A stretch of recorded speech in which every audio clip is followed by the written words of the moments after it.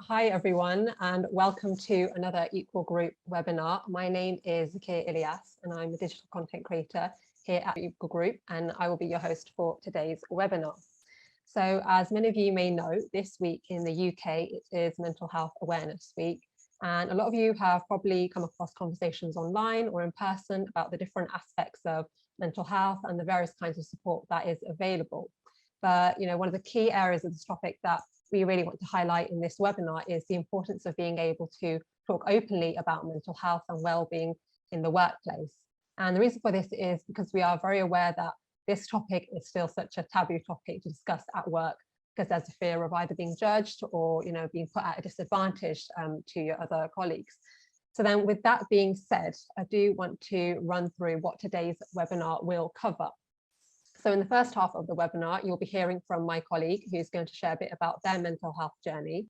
And then for the latter half, our second guest speaker is going to discuss the importance of supporting employee mental health in the workplace, how to recognize when an employee is struggling, and finally, how to implement inclusive mental health campaigns in your organization.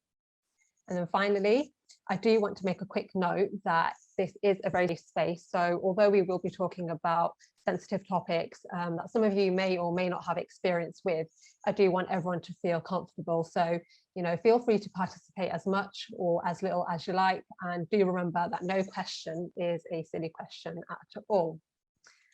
So then that's the housekeeping and agenda out of the way. Today, I am joined by two wonderful guest speakers. You will be hearing from Allan Reid and Leyla Okhai. So I'm just going to pass on over to our guests for a few minutes so they can give us a brief introduction of themselves and their current roles. So over to you, Leyla, if you want to go ahead and start. Good afternoon, everyone. Really lovely to be here. I'm Leyla, founder and CEO of Diverse Minds UK Limited, and my business is all about creating positively productive workplaces through talking about mental health, inclusion, and race equity. Brilliant, thank you. And over to you, Allan. Hi everyone, I'm Allan Reid. I'm an equality, diversity and inclusion consultant with the Equal Group. My pronouns are they and them, and I have my own mental health journey that I'll be sharing in just a minute. Brilliant, thank you for those introductions, and it's great to hear that we have a variety of lived experiences on our panel today, so I think this is going to be quite an insightful session. It's exciting to hear what you both have to say, and I'm sure audiences are too. So for those of you who are watching, if you do have any questions throughout the webinar, please feel free to post them in the chat, or if you feel more comfortable, I'm more than happy for you to send them directly to me as well, and then we'll have time at the end just to answer anything that comes in. And we'd love for this to be an interactive session, so we encourage you to share any pictures or your thoughts on the webinar on social media using the hashtag #TEGwebinar. Don't forget to tag us on Instagram, LinkedIn and Twitter too. We're at the Equal Group on all those platforms. Right then, that's it for the introductions. I'm going to stop talking now. I'm going to pass on over to my colleague Allan, who's going to start off this webinar by sharing a bit about their mental health journey and support that they have found useful. So over to you, Allan. Thanks, Zakia. So I haven't prepared a presentation because I thought it would just be better to just talk through my journey. So context, I'll be 32 in just under 2 weeks. And I was diagnosed with social anxiety disorder in 2016. So just under 6 years ago. And then the following year with depression. I'd managed to go 26 years without ever really facing up to my own mental health issues. And I'll get on to why that was, but I'm going to go through the journey that I went on from that diagnosis. So from when I got diagnosed, I didn't really know what to do. I ended up quitting my job to focus on my mental health, which made it worse because then I had no money. And unfortunately, we need money to survive in this country, and it put a lot of strain on my personal relationships. So I got myself back into work, and with that, I then paid for cognitive behavioural therapy. So cognitive behavioural therapy is a type of therapy. It's goes a little bit beyond talking. It's more about addressing the thought processes that you have and trying to find ways to spin them around. So one of the biggest issues for people with anxiety and depression is they go through a what if loop. And it's always the worst case scenario. It's what if the worst thing happens. And I was going through that so often. Everything was a what if I do something really bad? What if I say the wrong thing? What if they don't like me? What if the cognitive behavioral therapy helped me to sort of break that cycle and say, well, what if nothing happens? What if actually it's a good thing? What if it's they do like me? What if I do really well? What if I do get the job? And that thought process has helped. It doesn't always work. You're always going to fall back, but it's helped me a lot in moving through a lot of problems I've had. The CBT also helped me tap into the root of my issues. I have struggled with my mental health since my early teenage years. Probably around 12 or 13 was when it probably started, which coincides with when my parents separated. And my mum moved out of the family home, me and my brothers moved with her. And that followed a few years of moving between rented accommodation. It wasn't very stable. It wasn't always in the best neighborhoods. And my mum dealing with a lot of stress, which she didn't intend to, but inadvertently put on me and my brothers. Add to that, I just entered high school. I was going through a lot of personal changes with what my own identity. And that all added up. Unfortunately, I come from a west coast of Scotland, very white, very stuck in the dark ages sort of town. There isn't a lot of progressive values in the town. There is people who are progressive, but that's very new, it's very recent. So I didn't have a lot of role models to look to, and what I saw was boys don't cry, like man up, grow some balls, like just don't deal with your issues, bottle it up and move on. So I followed that and I repressed my mental health, I repressed my identity, I repressed everything that was going on around me, and I just tried to barrel through life. And it meant that I spent most of my life ignoring or repressing my emotions and attempting to fit this ideal of masculinity which was portrayed to me through the people I saw in my life, including my own dad. So as I said, this sort of led to me repressing a lot of my identity. What getting the diagnosis did was open the door, which I didn't know was shut. It allowed me to explore the other parts of my identity I had been, or didn't allow me to, it forced me to explore the other parts of my identity that I've been repressing. So getting diagnosis led me to realizing that I wasn't straight, I was pansexual. It further led me to realizing that I wasn't cis. My idea of gender does not conform to the binary, and I actually prefer to be less conforming, a bit more fluid, although I do tend to still present as male because that's how I feel. This is basically my safe, normal default, but I do try and change it up every so often. I try to be more fluid with it because that's my ideal. It's also led me to realizing that I wasn't neurotypical. I recently got a diagnosis for ADHD, and there's some recommendation that I go and get a diagnosis for autism, or at least seek some psychiatry in that field. So having that system in place that forced me to repress those parts of my identity, particularly my mental health, forced me to repress the other parts of my identity, and led me 26 years before I even started to understand who I was. And not understanding who I was, I certainly feel held me back from exploring what I wanted in life, and where I wanted to go in my life. I could argue that it's been good, because I don't think I'd beat the equal group if I'd had the opportunity to go further. But there's definitely a potential issue for other people there, if they're experiencing the same things as me. And that undiagnosed neurodivergence or unaccepted queerness, it can take a massive toll on your mental health. And it's a really odd and really bad cycle to get into, where you're just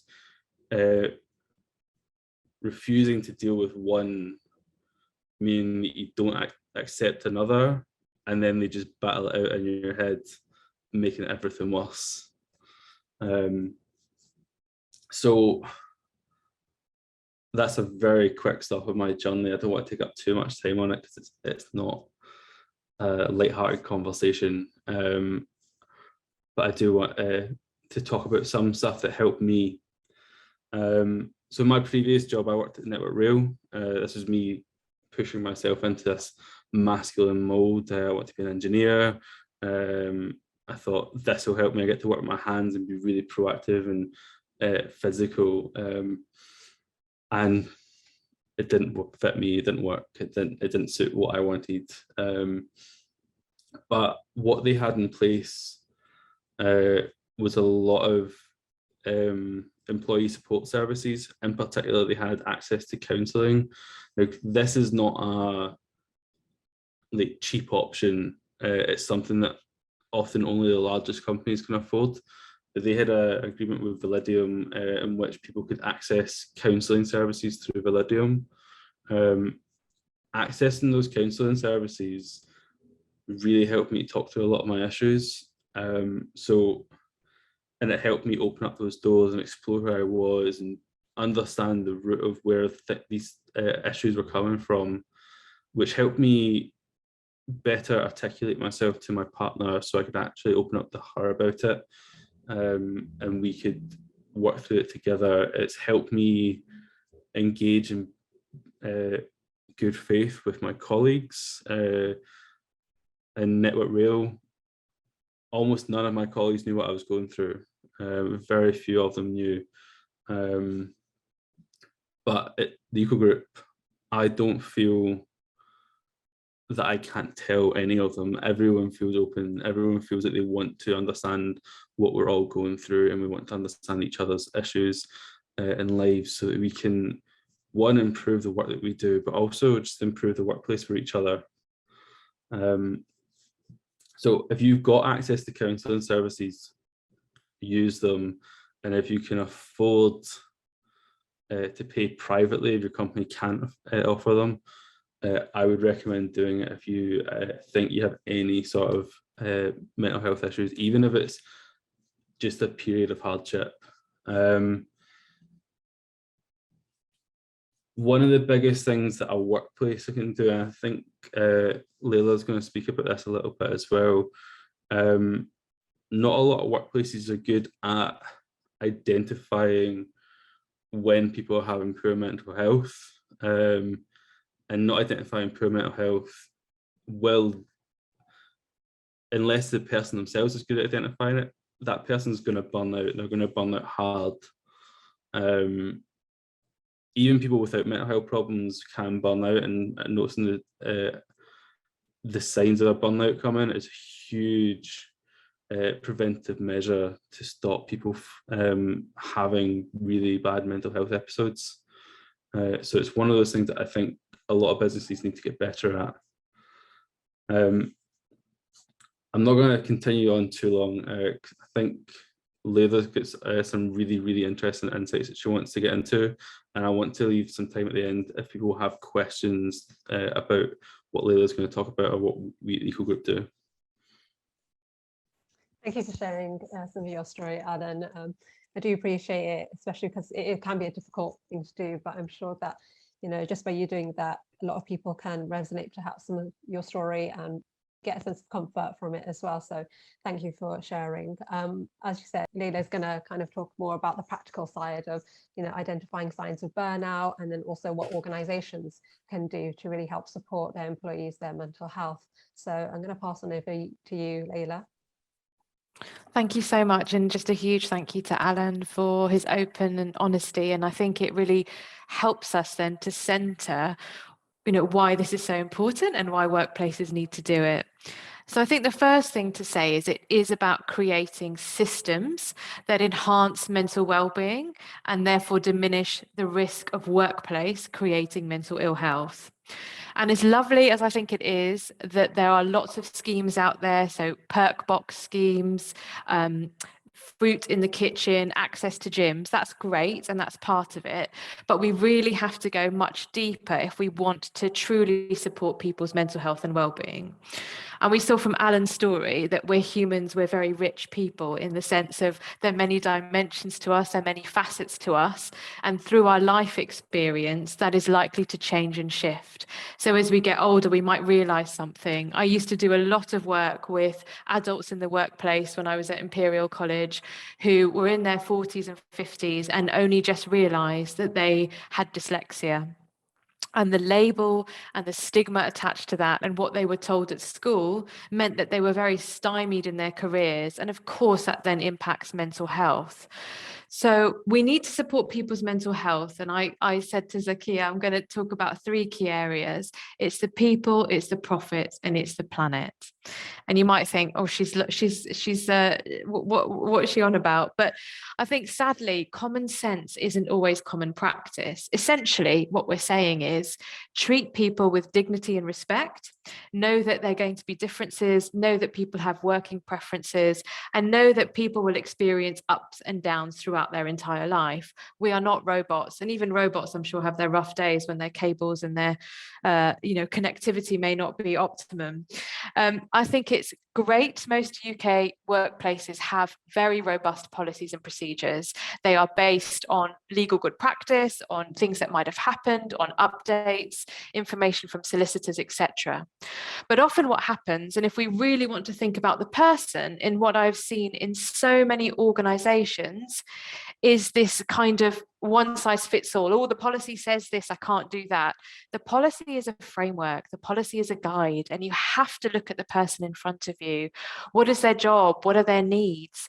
And if we can support people, if they need a period of absence, that's and they've communicated that with you, that's okay. We need to give them that, because if we give them a period of time off, they can come back to work, have a phased return, they can feel more like themselves.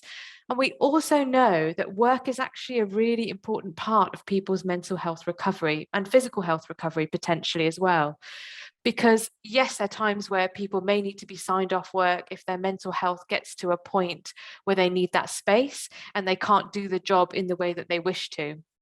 But a lot of the times, especially if we think about this week's theme of loneliness, if people don't have that network or they don't have a family, as is the expectation, actually them being at home can be incredibly difficult. So we need to think creatively and practically about this. And I think the pandemic has really shown us, overnight, I worked with so many people who had different kinds of disabilities and they needed all sorts of reasonable adjustments, rightly so. And there was always pushback around, oh no, you can't do this, you can't have that, oh, that'll be really difficult. And then suddenly overnight, we were all working at home and it showed that it was possible. And I'm sure you've heard that before. So we have to put the person at the center of this with the frameworks that exist, because it makes sense, it enables people to thrive, and it creates systems that are collaborative and that are sustainable. And that links a little bit to my point about planet. And then if we think about profits or productivity, so I'm not about pushing people to their limits, but actually, if we think about our own well-being, as humans, we need to be stretched, we need to keep learning, and we need to be productive for ourselves. So this is not, oh, you haven't hit your targets, oh right, you're going in the bin, you're being dismissed because you're not meeting the targets. And I appreciate we don't live in an ideal world, and targets are there and they are important. But if we think going back to that individual, and if they can breathe and they can be the person they want to be at work, their best professional self, and they feel connected, then we are going to inevitably see that they are working into their own productivity levels. More productivity equals a better business, a better organization, a better experience for customers, colleagues, visitors, guests, whoever your client base are, whether it's private sector, public sector, or anywhere in between. There's lots of evidence as well around reduced recruitment costs, decreased grievances, and we know grievances are really painful. Of course, those processes have to be there, but really they're never any winners through a grievance procedure. So if we can think more about that hypothetical area, which is, I need to step into this person's shoes, and maybe, they're really struggling. They've come back from paternity leave and they're joyous to have a child in their life, whether it's adoption, which I know would be different, it would be adoption leave, but biological, maybe they've had a long period of fertility treatment and they've come back to work and they're struggling because that adjustment's been tough for them. What do I need to do to support that person? Because if they then leave and the reputation is damaged, if we think about it, that has far more of a negative impact than someone taking 2 extra weeks off, for example. So not, taking requests seriously, thinking about that individual, remembering that with grievances, we're actually going to end up in a more of a situation where there are no winners, because the trust is not there. It's very difficult to rebuild that trust. So by doing these things, we're really creating systems that can thrive and support people. The other thing is around, well, what kinds of behaviors that might not be very obvious in workplaces. And I think, going back to Alan's point, workplace culture is really at the nub of all of this. We have our individual cultures that we bring into the workplace. We have workplace cultures. They could be conscious, they could be unconscious, they could have been healthy, and then they might become unhealthy over time. In terms of expectations, you have to be this kind of person, you have to suck it up, you should be able to cope with lots of work, put your family to one side or put your hobbies to one side. Who has the right to be ill? So maybe if you've witnessed something or you've been in an accident, you have the right to be unwell, you have the right to feel a certain way. It might be that, oh, well, you've had to make some kind of adjustments in your life, or maybe you're a carer for an older dependent. Well, you should be fine and you should be able to deal with that. So those kind of the rhetoric and those comments and that language that's used around mental health is so important, because that shapes the culture. And I think flippant comments, I think when people speak about things like that, those passive aggressive behaviors can have huge negative impacts, as well as microaggressions. I know you've had, there've been other TED talks on that as well, and how that does have a very negative impact on people.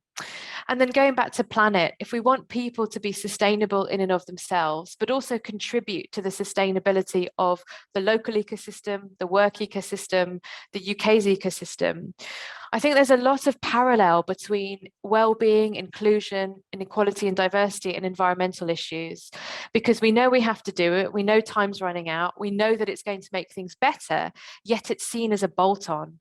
So it's all about it being focused center. It's not an additional thing. If we can be our best professional selves at work, we can contribute, we can increase productivity, and we can make the local ecosystem better, which then contributes to the overall ecosystem. Then how do we spot the signs? We are, most of us, some of you might be actually medical practitioners, counsellors, psychotherapists, any kind of diagnostic framework, but many of us aren't, and I'm not. So I'm really clear with the work that I do. It's very much about practical.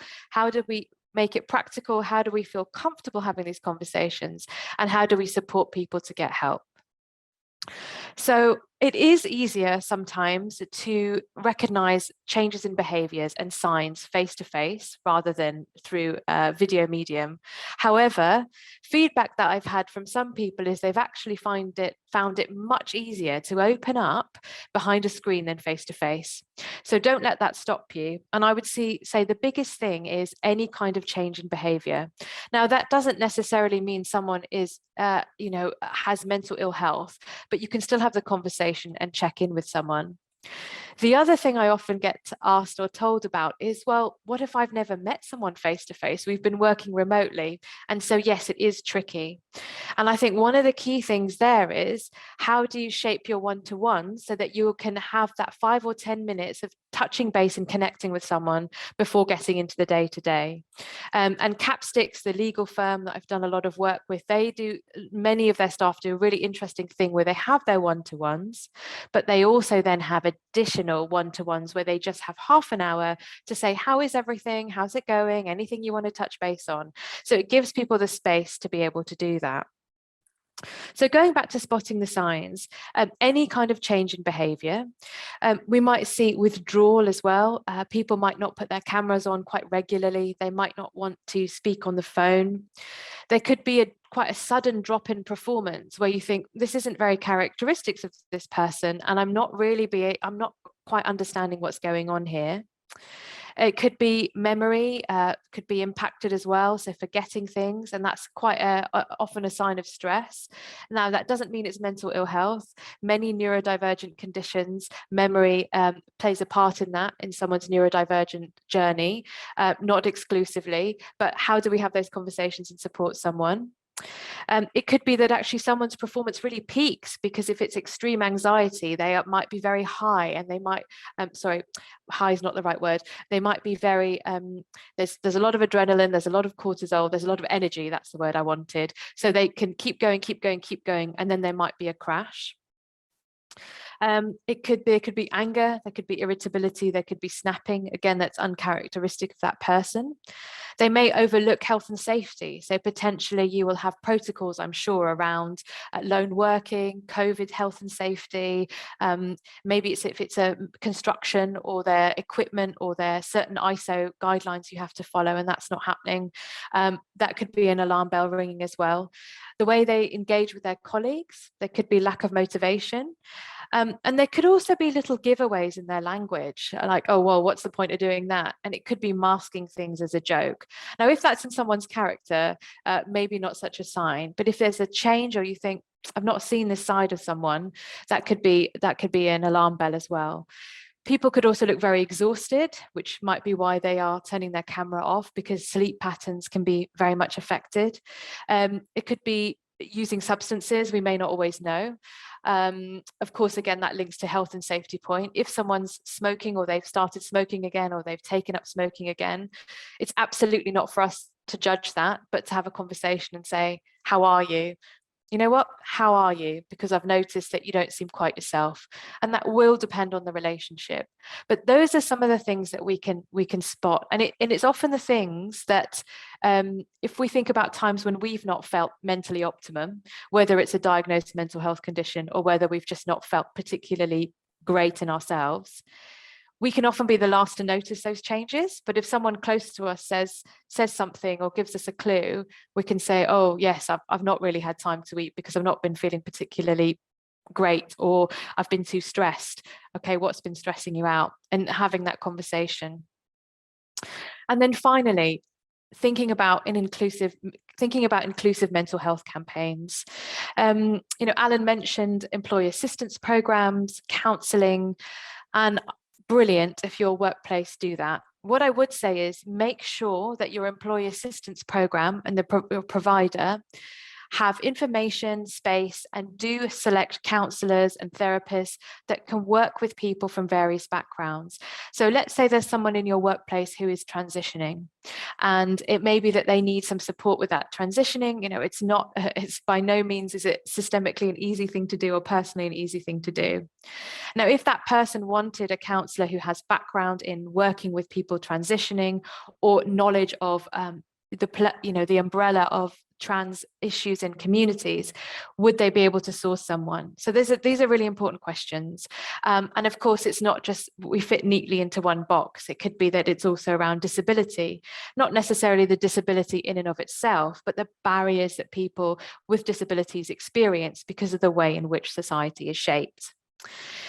Also about not pushing people to speak. So if they want to, brilliant, and give them a platform to do that. But for example, Black Lives Matter, I know many Black colleagues and friends, suddenly in the workplace, they were expected to give talks and educate their colleagues. Now, if that's someone's job, brilliant. But if it's not, actually, that's an incredible burden. And they may not feel that they can say no because they want to support their colleagues, but equally, it's quite a vulnerable position for them to be in. However, if you want to run a campaign, it's making sure that it's as inclusive as possible and people who want to be a part of it can be a part of it. If you get guest speakers as well, thinking about, well, who are the usual suspects? I know there are a lot of brilliant speakers out there. They do a lot of the talks, but what about those voices that don't always get heard? So if we think about something that's kind of at the front of my mind, because we've just had Maternal Mental Health Week, an organisation called 5 Times More that look at the fact that Black women experience far worse, 5 times more chance of death, poorer health outcomes, and poorer outcomes in terms of support with their baby, and mental health. So think about those. How do we bridge those gaps and get different perspectives? Because often what we've seen, I think, in the past, definitely in the last 10 years, is corporate CEOs of big companies like Unilever, multinationals, talking about their mental ill health. Now, it's brilliant that they're doing that, but that is one strata of life, society, organizational workplace. So who else can we get in there if we think about running these campaigns? Thinking about how trauma will impact. So I've mentioned it a little bit, but transitioning, racism, all of those things, how they link to certain mental ill health conditions, or they can do. So it could be that someone has had a brilliant life. It's not necessarily about childhood, but then it's that balance between the internal and external factors and how that's really understood in the workplace. Now, I'm not saying for a moment that workplaces are there to be all things to all people, but these are quite what might seem quite small but practical things that can really support people to get the support they need, whether they choose to do that in the workplace or outside. So if just going back to Alan's example, if the culture in the workplace hadn't been so one directional, and this is the kind of people that work here, this is what men do, this is the role that men fill, and it'd been more open, and we start thinking about the different types of men there are out there and life experience, the chances are that people would probably get help earlier if they needed it, and therefore be less likely to have serious mental ill health, and also encourage other people to do that advertently, whether they talk about it openly or inadvertently, thinking, you know what, I can see a person like that who I associate with, who's been through some tough times, they've recovered, I can do it too. So it's called cultural pride. Training is great, but thinking about who's delivering the training, how these intersectional elements are added to training, and what's the add-on. So if you have training as part of a campaign, how else is it added to, and how does it come together to bring all these elements together? And then not making assumptions and jumping to conclusions, which is easy to do. I think we all have different life experiences. We all see things from our lens. So how do we challenge ourselves? How do we really keep these campaigns and momentum going when we do this? And then finally, how do we check that these initiatives and what I've talked about are working? No surprises if I say staff surveys, that will be very familiar to you. Pulse surveys, talked about the one-to-ones, any wellbeing psychometric tools that you might want to use to see where people's wellbeing is, and also, making it a priority at the board level as well. So how are the board monitored on this? How does it come into people's appraisals in a positive way? How does it come into board members' appraisals? How is the organisation reporting to trustees or boards on how they feel the direction in terms of mental health and wellbeing and inclusion is going? So the 3 areas, I hope that's been concrete and succinct for you, but yes, really happy to take questions. That's been wonderful, Leyla. I don't know about the audiences, but I was trying to, write everything down as you're saying this. So I'm glad this session is recorded. You made a great number of points and valuable insights. I really do appreciate the advice that you've given for both employees and employers. But you are right. We have had some questions come in, and it'd be great to answer a few of those for around 10 or 15 minutes. I do want to start off, Leyla, by asking a question that I think, great for you to answer is, what are your thoughts on the lack of inclusion of Black, Asian and other visible minority ethnic colleagues, mental health well-being, especially, you talked about microaggressions. If you could elaborate on that a bit, would be great. Yeah, so there's been Young Minds actually ran an interesting campaign capturing people's experiences of racism and mental ill health, or how racism then had a delayed impact on mental ill health. And I think if we don't understand that, there are two elements to it in a way, aren't there? There's racism, and people often think of racism as someone, a neo-Nazi, standing outside a building or protesting and saying out of our country. Now, of course, that happens. But I think in the workplace, it's very rare that we see that type of racism. What we tend to see are people being sidelined, people being marginalized, people being bullied, people being and it can be very subtle. It's not necessarily in the UK, people standing at someone's desk shouting in their face. I know that does happen, but again, I think that's quite rare. I think what we do see again is people being overlooked for promotion, being told they don't have enough experience when they do. So all of these things, it's like chiseling away at rock, isn't it? And it really impacts on negatively, I think, on people's psyche. And I think by not understanding that, or saying, right, we've done Black Lives Matter, it's a flash in the pan. And when it's really, the June 2020 movement is the tip of the iceberg. And I always say, actually, Black Lives Matter is about 600 years old. We have to understand that journey, and everyone's racialized experience is going to be different. Yes, they're commonalities, but I think we have to talk about that, and I think you have to be okay being uncomfortable to get then comfortable with the subject if you've never experienced that.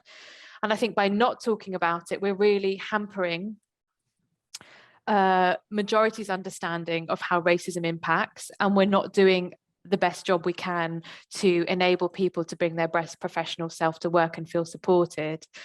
So, and then we can add on all the other elements, because it's not just about someone's race or racialized experience. It will also be the other things that are happening in their lives. So I think by not addressing it, we are doing a disservice, and we're not understanding. And the other thing I will also say is that global majority Black diaspora cultures, there's so much, and that's a huge group of people, I appreciate that, but there's so much within our collective cultures that is actually helpful and healing for our mental health and well-being.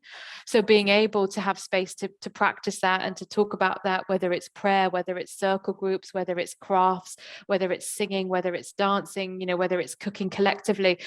And you might be thinking, well, how do you do all that in the workplace? But I think it's to acknowledge that point around community and collectivism.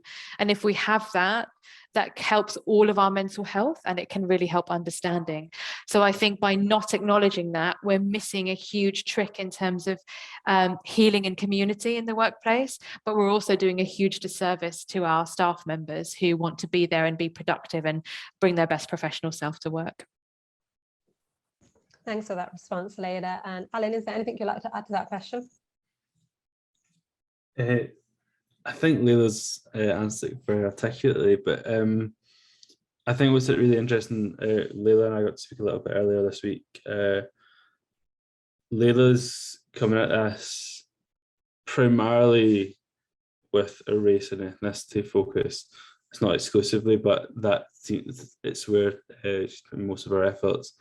And I think it's really important that we focus on that, because people from ethnic minorities are left out of this conversation all too often. When you look at mental health campaigns, it's always people who look like me. And when you get down to the statistics, and the equal group shared a few statistics, men are the worst affected by mental health and particularly suicide rates are higher in men. But it gets worse when you break down that intersectionality. Suicide rates amongst men from ethnic minorities are actually disproportionately higher than they are for white men. they're disproportionately higher amongst the LGBTQ plus community, they're disproportionately higher amongst the neurodiverse community. You see all these disproportionalities when you break down that intersectionality. So I think it's really important that we include all aspects of the protected characteristics and our society with it when we talk about mental health, because if we don't actively include it, we are inadvertently excluding it. And if we do that, then people get left out of the conversation and they don't feel that they've got any support systems.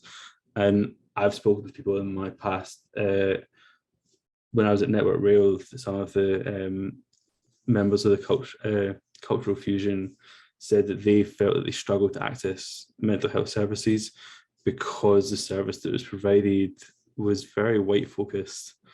All the counsellors I spoke to, actually every counsellor I've spoken to for CBT or anything, has always been a white woman.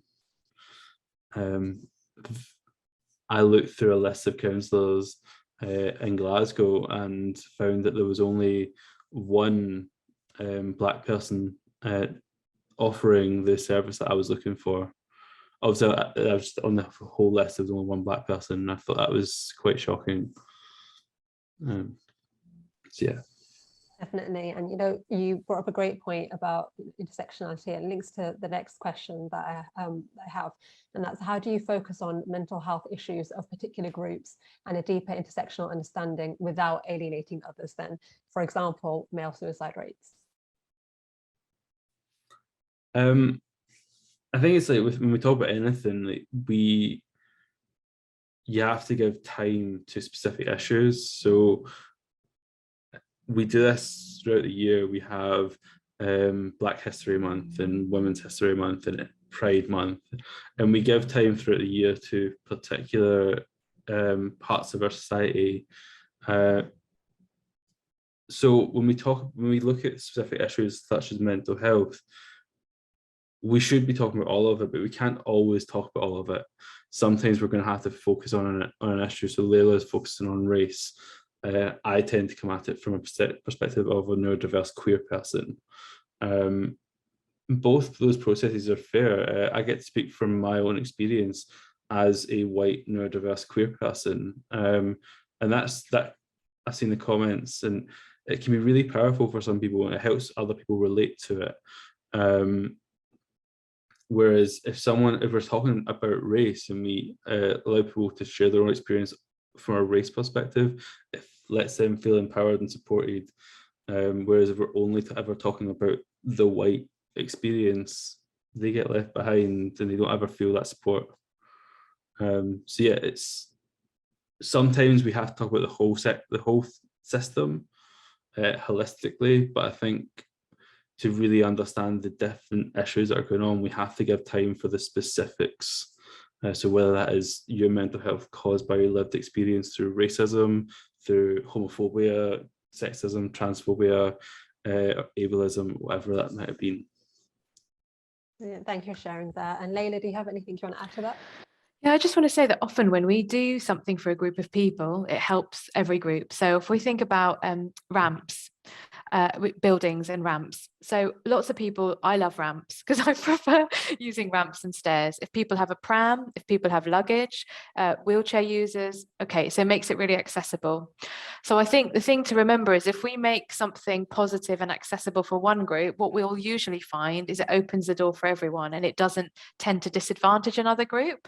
So if we think about, so because you know, if we talk more about LGBTQ plus mental health and well-being, we don't know if someone in our workplace has got teenagers, nephews, cousins, friends, that they might also learn and be able to share that knowledge. So I would say, yes, it's always good to think about it in that way, that we need to give attention, because you're right, you know, who is the norm, but actually that's not at the detriment of everyone. And I always have to use ramps as an analogy. Yeah, that's a brilliant example. So thank you for sharing that. I think we have time for 2 more questions. The first one is, what do you think managers find the biggest challenge in supporting mental health in their teams? And have you seen examples of overcoming them? Leyla, if you want to go ahead and start off with that question. I think it's the fear of saying the wrong thing. But I don't want to pry. I don't want to say the wrong thing. Oh my gosh, I'm going to get it wrong, and then I'm going to end up in a tribunal. I think that's a huge, huge challenge. Or I have to put the business in the community. In 2019, they had a survey, and it was around 2,000 people were surveyed, and 62% said they had to put the organization before their staff team. So I think it's those, one of saying the wrong thing, and the other one is I have to always put the organization before my team. So I think that's really challenging. And the way I've seen it kind of be addressed is to say to managers, take a deep breath.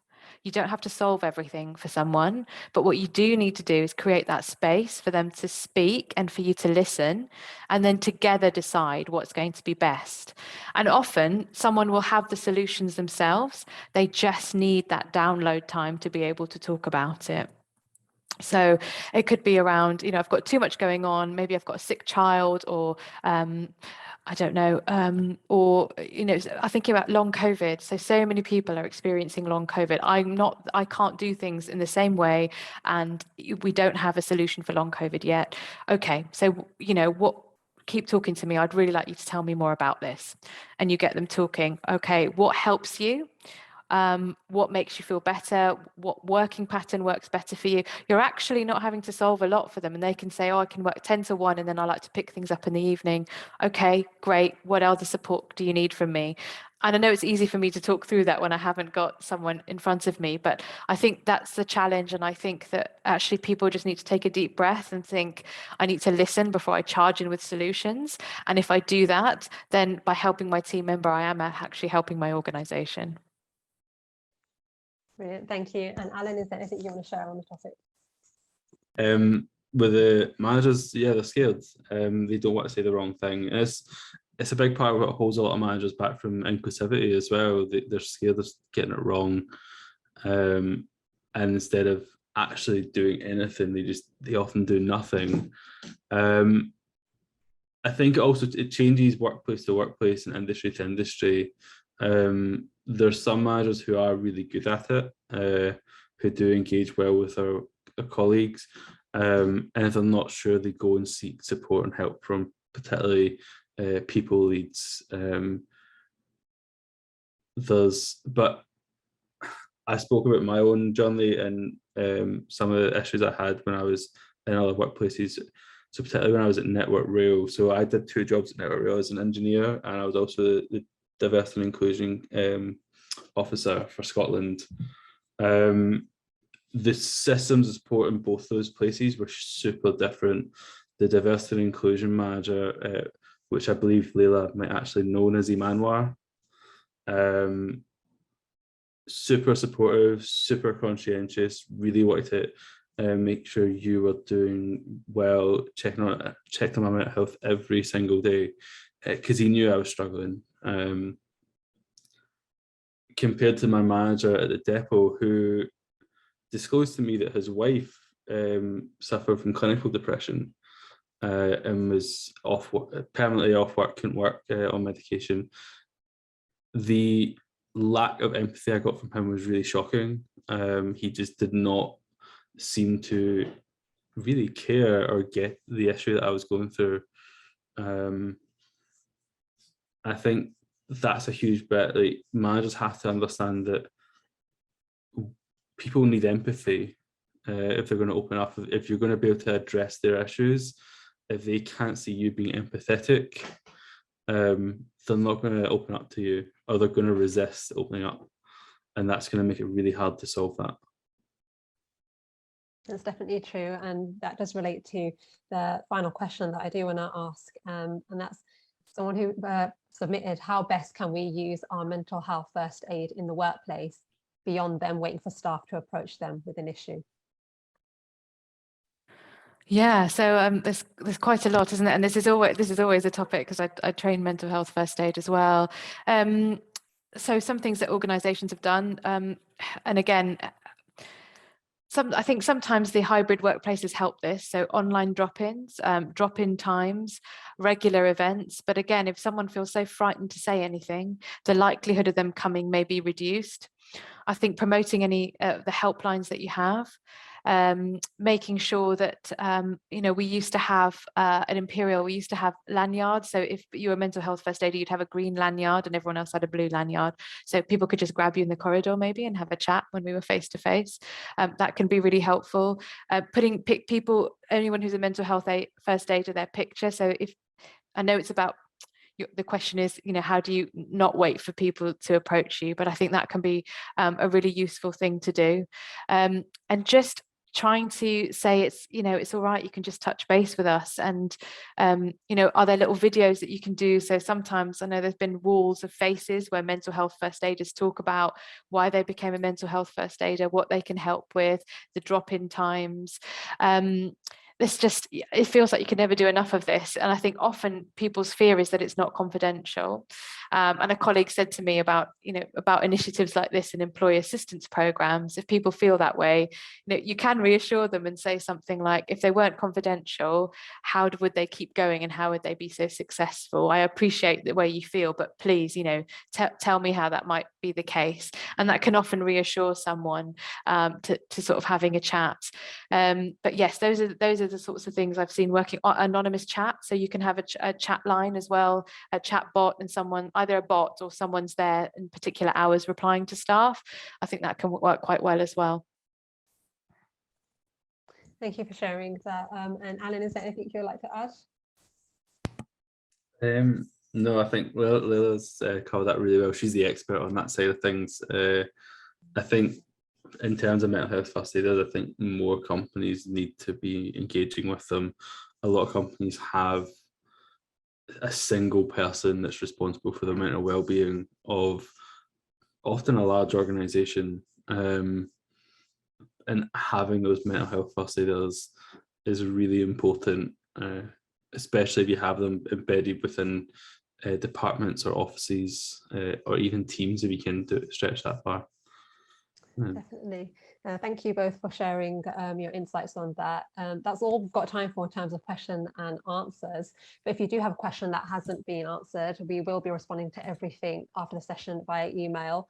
Do feel free to get in touch with us at the Equal Group. One of my colleagues will put the contact details in the chat, and I think, Leyla, you've just shared your details as well. So thank you for doing that. Okay, so we are nearly coming to an end, but just before we do, I'm going to hand on over to Alan, who's going to spend a few moments just going over what we do at the Equal Group and the services that we offer. So over to you, Alan. Yeah, 2 seconds. So I'm just going to, nope, I can't share my screen, so I'm just going to talk through this. So the Equal Group, we are a equality, diversity and inclusion consultancy. What we do at the Equal Group, we're here to eradicate bias in the workplace by providing companies with the support and tools they need to implement initiatives. But we also work to educate businesses and the community. So our approach to doing this involves conducting end-to-end EDI audits to help organisations identify areas where they can make sustainable improvements in terms of equality, diversity and inclusion. We also partner with companies to provide support and advice through strategic consulting. We aim to use cutting-edge technology which can help companies remove bias, and people like myself deliver well-researched EDI training and bespoke sessions to help educate organisations, similar to the one I did last night on inclusion and learning and development. So the next steps for you is, if you are interested in improving EDI at your company, or you want to get someone to look into improving EDI at your company, the next step is to book a free consultation with us. You can do this on our website. It's really easy to find at theequalgroup.com/free-consultation, or you should be able to navigate easily to it on the website. We would love for you all to get in touch with us, and if you feel that you have any questions, that's one of the best ways to get in touch with us, or the contact at the equalgroup.com email address. if you feel that we've touched on the surface of some of the issues that you're struggling with, it would be great to then delve a little deeper and unpack that further, or perhaps we can give you some practical tips that are more specific to the issues that you're facing. Whatever the concern is, we'd love to hear from you. Thank you for that, Alan. And also, if you have enjoyed this webinar, please do engage with us on social media. It's at the Equal Group on Twitter, Instagram, and LinkedIn. You can also join our mailing list over at theequalgroup.com, where you can subscribe to us there. And we basically do fortnightly roundups of all the latest EDI news that's going on. Well, that is it for today's webinar. Thank you so much for joining us. Leyla and Alan, thank you for taking the time out to share your knowledge, your experiences, and your advice with us all. Are there any final words that either of you would like to share? Just thank you so much for having me, and it's been a really great morning, afternoon, morning. Yeah, just a big thank you to Leyla for the really insightful knowledge she imparted to the group. And everyone for listening, and some of the great comments that I saw popping up. If anyone does have any additional things that they want to talk to us about, please do get in touch. There's some really great stuff about mental health, particularly autism spectrum disorder and ADHD has been popped in there, issues around hyperfocusing. Yeah, if anyone wants to have those conversations, do get in touch with us. Brilliant. And I hope that everyone has enjoyed today's session, and hopefully we'll see you next month for another Equal Group webinar. But once again, thank you so much to the guests, and thank you so much for everyone who has attended, and I hope you all have a great afternoon.